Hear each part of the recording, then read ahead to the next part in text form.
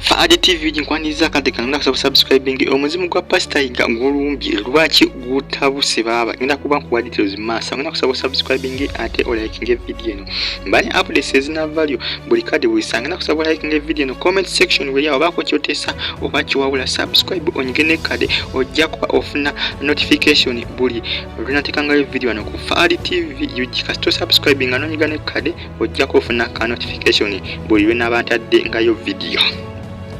Jiko nako kutandika n'olunaku lwaliro akumeka olw'okwosa eggulu lunaku lwakumeka lunaku lwa Mande mune TV ya Pastor Yiiga baagala gikola bagala kugitunda kosa ne kyaki olw'ensonga nti balina amabanja gabatudde embulago. Mutabani wa Pastor Yiiga amanyikiddwa nga Pastor Jengo mutabani we Gujjuka bwe yaleka Ebintu kubanga addukanya ki ABS TV kosa ne kyaki ye osanga business ndaleza Pastor Yiiga zali akwansaganya essaazi byongedde okutabuka wali omugagga abanja obukadde 188 kooti yadde esazeewo nti kyaki waba asazeewo okugikoonawo agikoonewo naye abatuuze bamwemisizza okugikoonawo essaazi baagala kutunda ABS TV bafune ssente esasula omugagga oyo aleme kukola kyaleme kusendawo kyaki kubanga omugagga agamba nti nno bwe baali bagula ettaka yasigala abanjawo Pastor Yiiga obukadde 188 teyabumumalaayo kati mutabani wa Pastor Yiiga yagala kutunda ABS TV afune ssente ez'omusajja oyo amusasula ave ku kyaki abalime kugikola kugisendawo kugijja ku ttakali naye nga babyongedde okukulanda. Omuzimu gwa Pastor Yiiga Magi Kayima era ng'ono alumiriza nti y'omu ku abatandikawo ABS TV esalize Kawala. Magi Kayima ategeeza nti yaloose omuzimu gwa Pastor Yiiga nga gumugamba nti agende bamuweko ku ssente zibagenda okuba nga batuuzeemu ABS TV kuba Magi Kayima agamba nti no y'omu je ne Pastor Yiiga bwe batandikawo ABS TV. Era yagamba nti ye CEO director of ABS TV. Era agenze ku mutwe gwa Facebook n'agamba nti bannange nze founder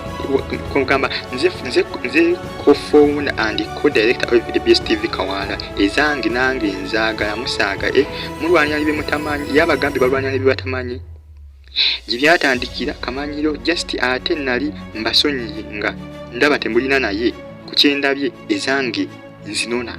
Magi Kayima naye agalazize onagambye Pastor Yiiga yamuloosezza omuzimu gwe gwamuloosezza nga mugamba nti ajje bamuwekeezize kwabe batandikawo ABS TV. Simanyi waje binagula ninga bambi simanyi ebintu bya Pastor Yiiga wabambi binasigala bitambula bulungi nga business ziwe yazitambuza ngo manyi biseesi ng'omuntu kasitoma lw'okufa wekapa business zo zolese kiba kizibu okutambula obulungi nga obadde zitambuza kiba kizibu oluusi kiba kizibu ensonga lwaki abamu ebiseera singa bantu bwe bafa nga badde balina kampuni zaabwe zigwa zisaanawo olw'ensonga nti ababeera bazitambuza baba bazitambuza mu ngeri ya nakyemalya mu ngeri etafa olw'ensonga tebiba bibye n'omuntu nga kampuni yo omanya engeri gy'ogikwasaganyamu omanya engeri gy'ogitambuzamu omanya engeri gwegwaggwe engeri gy'ogitambuzamu kati saasaawa eno omusajja mukulu amanyikiddwa nga Pastor Jengo yeebuuza ekyokukola takitegeera mutabani wa Pastor Yiiga omugenzi yeebuuza ekyokukola takitegeera naye nga solution gy'alaba gy'alinawo yakutunda ABS TV. Magi Kayima ayagala ssente mmeka naye nga ate Magi Kayima kiraga nti ayagala ssente nnyingi nnyo n'abyenga abalaga nti obayagala obukadde oba 7 ssente nnyingi nnyo lwakuba tetumanyi kyankomeredde abamu bagamba Magi Kayima yagambye ayagala obukadde 7 abo bagamba ayagala obukadde 7 lugamba Magi Kayima afuuse ekizibu ono agamba mu ABS TV alinamu emigabo era agamba bane mutunda mugeze mugaana okumpaako ku ssente zemunamutunze ate yagambye ye asalawo zebalina okumuwa kwa ABS TV bagijja wala okubutuuka awo weeri essaawa zino oba yagambye ABS TV efuna kampuni nyingi nnyo ezirangira okwo ensonga lwaki yeetaaga ssente okuva mu yo oba baba bagitunda agambye tubakola ensobi ne bagitunda ne batamuwa ssente oba nankola ensobi ne bagitunda ne batamuwa ssente bajja kajuutuka agambye ajja kuzuukusa omuzimu gubakubye emiggo ye Magi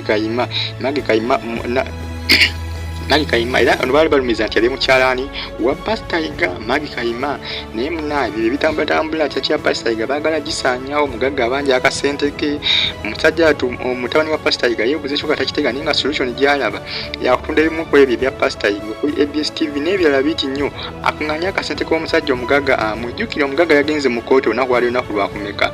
lwaku Mande yabadde ndoza Mande ezaali ssanga 6 ez'enkya ono yagenze mu kooti n'emugamba munaaye baba tebakuwadde ssente zo kyaki gisendewo ku ttaka likuba ettaka liryo kuba yo omugagga yatuteyo obukakafu obulaga nti ettaka liryo era poliisi nekkiriza negayi ettaka liryo naye nga baali bamusasulako naye nga ssente wasigalayo nyingi nga bamusasulako ssente ntono nnyo n'agamba banengera ginagisenda wabula bano bakedde saa 12 ku Lwokubiri bakedde n'ebiguleeda nga bingi badde lunaku lwozo balwakubiri balwa Mande omusango atandise ku Sande kati omugagga yakedde ku Mande n'ebiguleeda nga 10 n'ayagala kusendawo kyaki abantu bamulemesezza abeekawala bamugambye ssebo kolebera nitogeza n'osendawo kyaki omugagga yakakanye alemeseddwa okusendawo kyaki ya Pastor Yiiga wabula ate essaawa zino kiraga nti kooti engeri yasazeewo omusango guno yadde yakyekubiri olw'ensonga nti omugagga ayinza okuba yabaliisizaayo kasente kuba abantu bagamba nti asiko kooti yandiwadde abawawaabirwa okuli mutabani wa Pastor Yiiga amanyikidwa nga Pastor Jengo ne babawa akabanga nti omwaka guno kasita guggwako nga temumazeeyo sente za musajja kyaki mukole ki kyaki bagisendewo naye gunaggwako nga muziwaddeyo kyaki jja kusigala nti kooti ngeri yasazeewo tebawadde kaseera kakunoonyezaamu ssente kuba ssente ezo nnyingi nnyo zeetaaga emyaka ng'ebiri omuntu okuzinoonya okuzikola ki okuzisasula newankubadde kale ebbanga lyaggwayo omugagga lye baali bamuwadde okumusasuliramu ssente zo naye kiba kitaaga ne bamuwaayo ko bambi akadde manyi kooti ebiseera ebisinga eba yeetaaga neeba nga teyekubidde sayidi nga bibalansinga buli sayidi kati musajja watono mutabani wa Pastor Yiiga yeetaaga bamuweeko akabanga myaka ng'ebiri atisitiko akuŋŋaanya akasente akakamwe ssente nnyingi nnyo kati 188 ssente nnyingi nnyo ate nga bagamba ABS TV tekyakola na bulungi ennaku zino kampuni tezikyatwalayo bulango olw'ensonga nti Pastor Yiiga yali amanya engeri gyakwasaganyamu pulogulaamu z'oku TV okuva le yafa ebintu byakyankana byonna pulogulaamu ABS TV yali yamaanyi nnyo Pastor Yiiga ng'akyali mulamu yamanya nti eno pulogulaamu munagiteekako ejja kukolera abantu mukole bwe muti kugamba Pastor Yiiga yenyigiranga mu by'omu church kw'ossa ne ku TV era nga y'omu kwabo badirectinganga zi firimu ez'enjawulo y'omu kwabo manyanga pulogulaamu ez'enjawulo y'omu kwabo abaziwandiikanga y'omu kwabo abaziteekateekanga omutesitesi yateekanga zi pulogulaamu ez'enjawulo kugamba Pastor Yiiga yali bambi abyenyigiramu nga takoma ku bya ku TV kwokka nedda kabingi byakwasaganya nga bingi byenyigiramu kwegamba okuva le yafa ebintu byakyanka naye nga ye Yiiga agambye nze zange muzimpe bwe muba mutunda ABS TV temugeza ne muntaliza ne mugaana okumpa yakasente nja basindikira omuzimu gwa Pastor Yiiga gubaligite emiggo Yiiga alumiza nti bambi yateekamuko ne ssente ezize okutandikawo ABS TV okugula emirongooti okugikonectinga okugenda mu UCC okugikola kyokugikiriza nga TV y'eggwanga era Yiiga ategeeza nti n'ebiseera baggalirawo ABS TV y'omu ku baateekamu akasente okulaka nga ABS TV eddamu okukola ki okudda ku mpewo jjukira ABS TV baagiggalakoko lwakuba omwaka ngw'erabire naye nga baagiggalakoko nemala akabanga nga tekyali ku mpewo nga tekyakola naye UCC yamala n'egiddiramu nga Muteesa bwe yaddiramu obugulu obumpi n'egiddiramu kwegamba neddamu neekola neddamu neebeera ku mpewo kakati awo essaawa zino Yiiga agamba ezo zonna zinateekamu zonna nteekwa okuzizza kuba mbadde sizizza nga ye Yiiga badde agamba badde yabavaako engeri Pastor Yiiga gye yafa nga yabibalekera ne kati ke batandise okwagala ate okubitunda agambye nedda sijja baganya mu mpeekeza nga nti musazeewo okubitunda nze mbali nabasirikira nga nabireka ebintu nga nabivaako anti kati mwagala kutunda ekirungi nateekamu ezange temugeza ne muntaliza obutampayo wadde kasente agambye mugeze mukole ensobi yonna muleme okumpaayo akasente mujja kwejjusa nze mbabuulira ye Yiiga agambye mulina okumpaayo akasente ayagala obukadde 7 oba obukadde 7 Yiiga yalumizibwa okuba nga ali mukyalawani wa Pastor Augustine Yiiga omugenzi naye nga ye kyakya Pastor Yiiga ebintu ebiri obuvuyo bungi nnyo obuliyo n'abantu tebakyagendayo kusaba bulungi olw'ensonga nti obuvuyo bungi batya bagamba bange obasenda kyaki nga mwe tuli tusaba jjukira abagagga b'ennaku zino ettima lye balina ttima ly'amaanyi nnyo oli asenda kyaki nga mwe muli mu kutendereza mutonzi n'agizedde olw'okuba nga ayagala okuyisaawo ebibye kati batya okugenda okusaba batya okugenda okutendereza omutonzi batya okwegattayo mu miso ogenda okusaba bagamba tujja gendayo okutusenderayo nga mwe tuli omwe tusaba Katonda naye nga poliisi yeebiyingiddemu egambye